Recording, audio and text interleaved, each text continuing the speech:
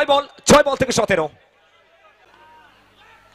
প্রথম বল পড়ার পর হালকা একটু রাইজ করেছিল, রান আউটের চান্স এবং এখান থেকে ফিরতে হবে সাজঘরে इंद्रो के। चलिए 6 गेंद 16 रन।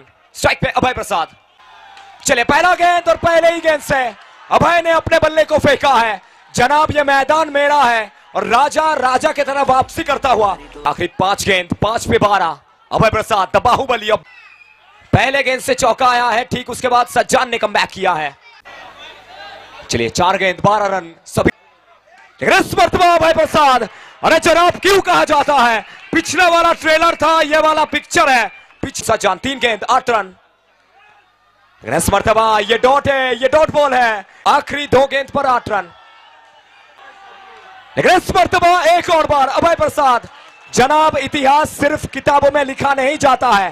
रन কারাজয়লাভপুর में बीबीएस ভাই সংঘ নাকি এস এন্টারপ্রাইজ এবং এখান থেকে ডট বল আসবে এবং এর সাথে উইনিং স্ট্রাইকটাকে ভাঙবে। এই ম্যাচে জয়লাভ করে ময়দান ছাড়বে team S Enterprise and SM Gold. এই মুহূর্তে সেলিব্রেশন দেখুন।